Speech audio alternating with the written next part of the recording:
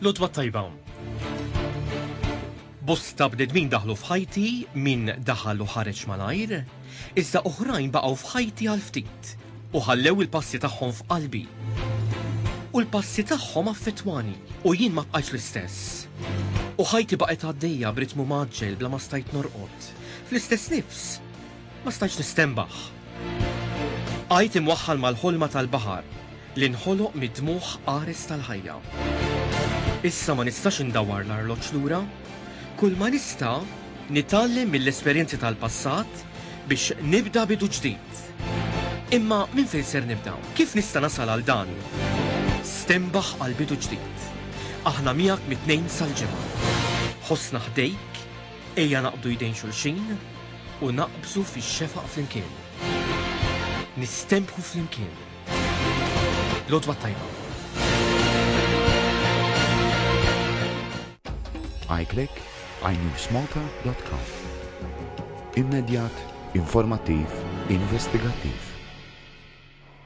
Fuq il-linja ta' telefons inewsmalta.com l-editur Aljander Balzan nieħu l-opportunità ngħidu lodwa tajba u l-ġurnata tajba u naraw eżattament x'ħajdilna llum. Lodwa tajba Aljander. Lodwa tajba Ivan lilek u t-telespettaturi kollha tal-programm tiegħek dal-għodu l-aħbarijiet bla dubju ta' xejn. Wieħed kien jistenna li ħajkunu ddominati mis-smieħ li Tonio Borg kellu quddiem il-Kummissjoni Ewropea. Ovvjament dan is-smieħ jingħata l-importanza li jistħoqlu, però naħseb l-aħbar li ddominat dal-għodu hija illi l-bieraħ John Dalli u Silvia Zammit kienu interrogati mill-Pulizija brabta mal-investigazzjoni tal-Olaf u kienet interrogazzjoni li ħadet fit-tul saħan sitra John Dalli għattalejl id-depo, ġifiri il-biraħ John Dalli ħarġ mid-depo l-ħabta ta' 6:30 wara li kienu ilu hemmhekk mid-9:15 ta' 2 filgħodu. Il-biraħ konna l-ewwel li bdejna nirrapportaw fid-dettall dwar din l-investigazzjoni u ħriġna bid-dettalji. Tkellimna wkoll ma' Silvio Zammit fil-ħin li kien diħel fid-depo tal-Pulizija fejn sostna li hu m'għandux kummenti x'għamel u se jibqa' ma jikkummentax. Il-ġurnalisti ma kellhomx l-opportunità li jitkellmu mal-eks kummissarju Dalli jekk kif ħareġ mid-depo Missju Ġo Karozza. Imbagħad l-bieraħ ukoll kellna sentenza taż-żewġ qassisin li weħlu 5 snin u 6 snin ħabs rispettivament dwar wara li stabu ħatja ta' abbuż sesswali f'dar San Giuseppe u hawnhekk qed inxandru reazzjonijiet, ġifieri wieħed jista' jidħol u jsib fid-dettall ir-reazzjonijiet ta' Lorenz Grek u l-vittmi l-oħra għal din is-sentenza issa illi wara tant snin jidher illi ingħala il-kapitlu fuq dal-każ bis-sentenza ta' żewġ assisin illi spiċċaw il-ħabs. Mill-Parlament tkomplet tkun diskussa il-liġi dwar l-IVF, hekk id-diskussjoni il-bieraħ indirizza il-deputat indipendenti Jeffrey Pulicino Orlando li tkellem dwar il-ħtieġa illi din il-liġi tkun fis-seħħ kemm jista' jkun malajr. Imbagħad dal-għodu qegħdin nistennew qatt ta' kif tajt avvenimenti li jistgħu jkunu interessanti għaliex għandna l-Awtorità Maltija l-Ambjent u l-Ippjanar illi se tiddiskuti applikazzjoni għal bini ta' vilel fil-post magħruf bħala it-tafal tal-Imdina fir-Rabat. Dan huwa post mill-aktar sensittiv mill-lat ambjentali.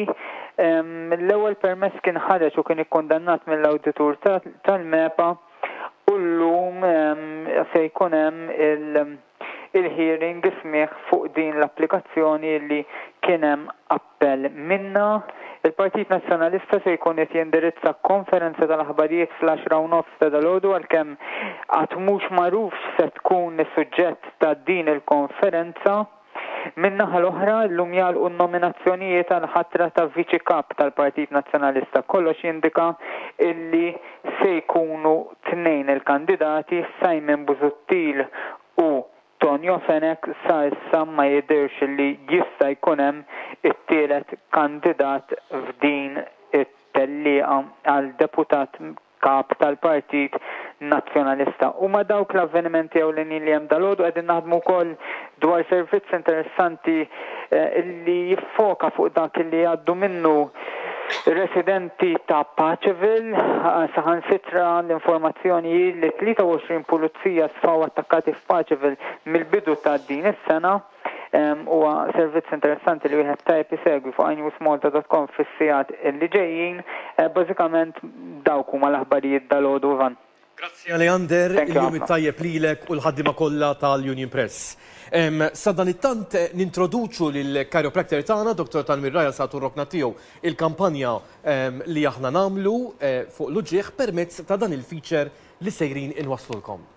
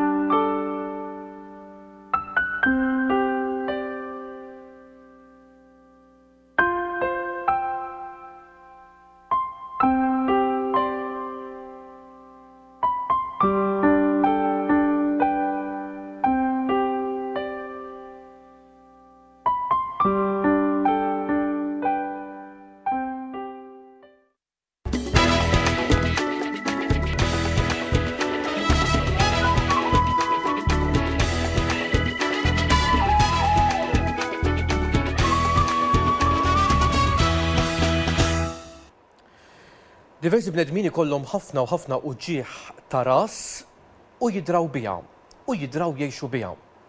U allura illum sejrin nitkellmu fuq dan flimkien mal-chiropractor tagħna Dr. Tanwir Rajasat, aħna se nispjegaw bil-Malti għal benefiċċju tat-telespettaturi illi forsi ma jifhmux dak li qed jgħid Dr. Tanwir bl-Ingliż.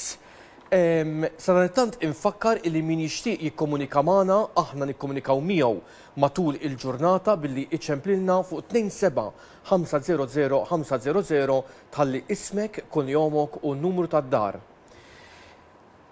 People seem to accept having a headache as part of their life. Headaches, again, people get used to having headaches. Unfortunately, it's not normal to have headaches. You know, because so many people suffer from headaches, they think it's just a normal part of life, but it's not. It's actually a warning sign telling you something is wrong, and then people just simply take painkillers to cover it up until the painkillers wear off again, and then the headache starts again. So it's just a vicious circle that most people go through, but they're not normal now. Iva qed jgħid li l-uġieħ ta' ras mhuwiex normali. Ħafna mill-bnedmin kif nagħmlu aħna l-koll, ibda minni l-ewwel wieħed, aħna biex tgħaddilna l-uġieħ ta' ras normalment nieħdu l-pilloli, nieħdu l-painkillers u allura dak ikun qed jagħti biss dak l-uġieħ, ma jkunx qed isolvi l-ebda problema li aħna jkollna. Allura tiġi parti mir-rutina tiegħi u l-pilloli li jiena nieħu ikun qed jagħmel ħsara lill-ispazju tiegħi fejn jiena ngħix, lill-ġisem tiegħi. It's not normal, you said, that you have headaches. So does a misalignment in the spine cause a headache? Well, even from a chiropractic point of view, you know, because everything runs through the spinal cord, the brain has to control all your, you know, parts of the body through the spinal cord. If there is a misalignment in the cervical region, in the neck region, because what happens is the nerves that come out from the back of the neck here actually go into the head. Okay, so if the nerves, if the bones here, the cervical bones are misaligned, they should be straight like this. If any one of these bones in the neck, especially in the upper region of the neck, are misaligned, that can cause headache. That's a chiropractic point of view. And the chiropractic premise is that if you realign these bones, make sure that they are, you know, in the right position, then that will free up the nerves and that the nerves that go into the head will be free, and as a result that most of the time that gets rid of the headache. L-ispina tad-dar kif dejjem ngħidu minn ġimgħa għall-oħra hija l-bażi tal-ispazju tagħna, tal-ġisem tagħna. Allura jista' jkun illi ikun hemm nerv maqrus li jkun ġej mill-ispina tad-dar għal dak li jagħti għar-ras u għalhekk allura awtomatikament ikun hemm l-uġigħ ta' ras. Allura li jsir fl-adjustment li jsir minn chiropractor hija ħaġa f'waqta illi hu ipoġġi r-rokkelli u jipprova dak il-nerv maqrus jinħall permezz tal-adjustment li chiropractor jagħmellek u allura hemmhekk dan ifisser illi l-uġigħ ta' ras titla' awtomatikament. Sa dan it-tant infakkar min jixtieq illi aħna issaqsi anke domanda personali, dan huwa servizz illi huwa b'xejn u allura min jixtieq issaqsi kull tip ta' domanda lill-chiropractor tagħna, Dr. Tanwir, aħna matul il-ġurnata nagħmlu dan is-servizz għalik, b'mod speċjali għalik. Sa dan it-tant norganizzaw ukoll health talks illi jarfek aħjar wiċċ b'wiċċ dwar il-benefiċċji li inti tieħu kemm mill-chiropractor mhux biss, imma mill-adjustment li inti tmur tagħmel tkun taf aħjar b'mod fid-dettall dwar wieħed x'qed jigwadanja meta wieħed imur jagħmel adjustment għand chiropractor. Il-health talk tkun minjiera ta' informazzjoni fost oħrajn, informazzjoni dwar kif wieħed x'għandu jiekol, x'għandu jixrob, kif għandu joqgħod bil-qiegħda jara t-televiżjoni, kif għandu joqgħod fuq il-computer, mhux biss, imma ħafna u ħafna iktar minn hekk sabiex wieħed il-lifestyle tiegħu tkun ħafna ħjar u bekk innaqsu kemm l-uġigħ illum fil-kastana l-uġigħ ta' ras u anke uġigħ mill-ġisem tagħna. Iva 27-500-500, speċjalment anki jekk inti tittattendi il-health talk tagħna. Il-health talks ikunu fil-għaxijiet, ikunu bl-Ingliż, però mhux biss, ikun hemm ukoll waħda kull 3 ġimgħat kull xahar anke bil-Malti. Dr. Tanwir, also a lot of children, they suffer from headaches. Is this due to carrying heavy backpacks on the spine and holding their neck forward to carry the weight of the bag? First of all, Ivan, especially in children, it's more unusual for a child to suffer from headaches. Obviously, what happens is as adults, we have a lot more stresses and strains. The way we live, our day-to-day living basically affects our spine, and that can cause headaches. So, in children, it's more unusual to have headaches. Unfortunately, that problem is compounded or added to by the weight, the school bags that kids carry, the way they sit in front of the computer, the way they sit, they spend long hours sitting in front of the computer at the desk. Then they, go to school, they carry their heavy bags. Now, a bag shouldn't be more than 10% of the body weight. Unfortunately, a lot of the times it's more than that. So these are the problems. Normalment karozza ġdida ittik inqas inkwietux vera biex inti ikollha ċertu problemi. U ekku koll it-tfal tagħna, però mingħajr ma jkunu jafu li it-tfal tagħna ikunu b'saħħithom, ikunu ferrieħa, jiġru, ma jkunux qed jindunaw li ħafna drabi jkunu qed jagħmlu stress żejjed fuq l-ispina tad-dar mingħajr ma jindunaw. Fost oħrajn, pereżempju, Dr. Tanwir semma il-basktijiet tal-iskola illi huma iġorru mimlija kodba u dak kollu li jkollhom bżonn l-ħtiġijiet kollha tagħhom tal-iskola. Mhux biss, imma waqt li jkunu qegħdin jilagħbu bil-PlayStation, jew inkella jkunu qed jaraw it-televiżjoni, l-ispina tad-dar mawġa jqogħdu bil-qiegħda fuq imħadda forsi, u dan kollu jkun stress żejjed fuq l-ispina tad-dar. Għalhekk kemm huwa importanti li t-tfal tagħna jiċċekkjaw ukoll l-ispina tad-dar anke għand chiropractor mhux biss imma jsiru wkoll anke scans biex wieħed jiċċekkja u jara jekk hemmx xi problemi fl-ispina tad-dar tat-tfal tagħna. Sa dan it-tant nerġa' infakkar min jixtieq illi attendi il-health talks illi aħna il-programm Stenbah norganizzaw flimkien mal-Chiropractor Care Center ta' San Ġiljan, norganizzawhom flimkien dawn il-health talks, wieħed jista' jċemplilna iħalli jismu dan huwa investiment għal ħajja tiegħek. Dan huwa investiment għal saħħtek. So how can a chiropractor help a person suffering from headaches? One of the things, even most people have got to understand that neck, which in chiropractic sense can cause the headaches. The whole spine's interlinked. So if you have problems in the lower back region, that could affect the head or that could affect the neck and vice versa. So as a chiropractor, what we do is to basically take pressure off the nervous system by making sure that these bones, the spinal bone, the spinous processes, the vertebrae are aligned. They're in the right place. Because if they're not in the right place, that will cause all kinds of problems, not just headaches. So, for example, especially in the neck, there needs to be like a C curve like this. If there's no C curve, if suddenly your neck becomes too straight, that means that it's going to wear out unevenly. Or if you suddenly, if you're sleeping towards one side, this will start to rotate the bones in your neck, or the way you're sitting down at the desk will rotate the bones. The spine bends. And the spine, because that's what gives us flexibility. And if the spine, once it bends and it starts getting used to being in that position, then these nerves that come, there's going to be problems. So what we do as chiropractors to make sure that the spine is aligned, so there's the least amount of pressure on the nervous system, and that basically, improves a person's health. Ix-xogħol ta' chiropractor huwa l-iskop tiegħu huwa li l-ispina tad-dar tkun linja dritta kif fil-fatt ħalaqa u xekk. Il-kreatur tagħna hekk ħalaqna linja dritta, però l-ispina tad-dar mill-mod kif noqogħdu, mill-mod kif norqdu awtomatikament ġieli anke titgħawweġ xi ftit.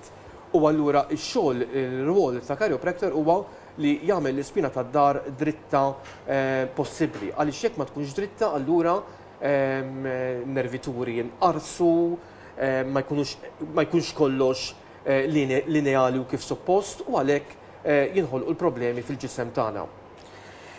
How long does it take for a person to start seeing results? That's a good question. Sometimes it's straight away. Depends on your age, your lifestyle, how hard you've worked in your life, whether you've had accidents. We've got to gather all the data first, information about the person's health. So yeah, sometimes it's instant relief. Sometimes, or most of the time, shall we say, it actually does take a bit of time. And even if a person's had a problem for say 20 years, most of the time it's not going to just go away with one or two adjustments. It does take some time. It's like trying to go to the gym, and exercise. You can't go once a year and say, you're going to be fit. You need to go on a regular basis. So the same principle applies to chiropractic. Jina saqsejtu meta wieħed jibda jara xi tip ta' riżultat meta wieħed imur għand chiropractor. U Dr. Resat qalli illi mhux kulħadd l-istess. Min imur tajjeb mill-ewwel, min però jieħu żmien. Aħna l-istil tal-ħajja tagħna mhux ta' kulħadd hija l-istess, hemm min imur ibati fil-ġebel minn filgħodu sa filgħaxija, hemm min ikun bil-qiegħda fuq skrivanija li wkoll hemm l-ġieħ tiegħu, hemm min jagħmel ġurnata rieqed, però skont l-istil tal-ħajja li inti tgħix, allura iktar il-ġisem tiegħek se jikkopera mal-ġieħ tiegħek għal fejqan. Sa dan it-tant importanti ħafna li wieħed jaħdem għalih innifsu biex iħossu b'mod b'saħħtu, iħossu b'mod tajjeb. Jekk inti tmur il-ġim, m'intix se tara riżultat b'mod immedjat mill-bidu, imma r-riżultat joħroġ ma nistax jekk tmur darba f'sena inti taħseb li ser tara riżultat b'mod immedjat fil-ġisem tiegħek, imma trid tmur b'mod regolari. U anke l-istess meta wieħed imur anke għand chiropractor, wieħed jara r-riżultat b'mod kemm wieħed qed jikkopera ma' dak mal-pariri kollha li jingħataw. Fost oħrajn kif wieħed joqgħod, kif wieħed ġib ruħu, wieħed kemm jixrob ilma, it-tip ta' ikel li qed jiekol u ħafna aktar. Sa dan it-tant infakkar min jixtieq li jikkomunika magħna u aħna nagħtuh anke parir fuq il-telefons 27500 ċemplilna u inkellmu kellum b'mod immedjat. Mhux biss imma min jixtieq anke jibbukkja ismu għal Health Talks tajjeb ukoll illi ċemplulna fuq l-istess numru. Do you give exercises to prevent future misalignments in the neck? We do give exercises, Ivan. What we do is we sometimes we have to monitor a person's progress. So what happens is sometimes we have to wait and stabilize the spine first of all. So there's 3 phases of care. The first phase is obviously a person comes in, they're usually telling me, they have some sort of pain, say for example, pain in the neck. What we need to do is we need to take pressure off the neck and make sure, that the pain has subsided. Okay, so they start feeling good. Now what happens is when the pain subsides, doesn't mean that the problem is gone. And then the next stage, we've got to deal with the problem, which means we've got to stabilize the neck, because obviously the problem has been there a long time. Once the neck is stabilized, then we start giving them exercises which they can do at home. One of the things that we find, if we give them exercises too early, sometimes it makes things worse. So, we have to monitor their progress, and then we do give them exercises, but at a later stage, not at the early stages. Fil-bidu iva jingħataw eżerċizzji, anke wieħed jista' jagħmel eżerċizzji mid-dar tiegħu, però ovvjament l-ewwel irid isaħħaħ dawk il-problemi li inti għandek li ilek iġġor għal ħafna snin. Però inti ma tajtx każ jew forsi ma ħassejtux fil-bidu, dan bħad-diabete inti ma tħossix. Però imbagħad meta inti tmur tieħu r-riżultat wara ħafna snin u ssib illi t-sokkor huwa 14, 18, 21, 26, u allura hemmhekk tieħu il-qata ta' ħajtek. Però dak ikun ilu ġej ħafna u ħafna snin. U l-istess l-ispina tad-dar tiegħek. L-ispina tad-dar tiegħek importanti li tieħu ħsiebha u meta inti tkun qed tmur għand chiropractor u issaħħaħ anke lin l-ispina tad-dar, allura imbagħad hemmhekk tibda tingħata anke eżerċizzji. L-eżerċizzji idumu ftit ma jingħataw qabel inti tibda l-adjustments tiegħek minħabba l-fatt illi jekk jagħtihomlok mill-bidu tista' ssir iktar ħsara milli ġid. U dana aħna jekk imorru għand chiropractor irridu il-ġid lill-fiżiku tagħna, irridu il-ġid lil saħħitna. Thanks, Dr. Tanwir. Thank you, Ivan, for having me. Thank you. Hope to see you next week. No, not next week. Next week I'm not here. Thank you. Thanks once again. Sa dan it-tant infakkar min jixtieq jikkomunika magħna in-numru tat-telefon 27 500 500. Waqfa qasira ta' reklami wara David Aġus iwasslilna l-analiżi tal-ġurnali.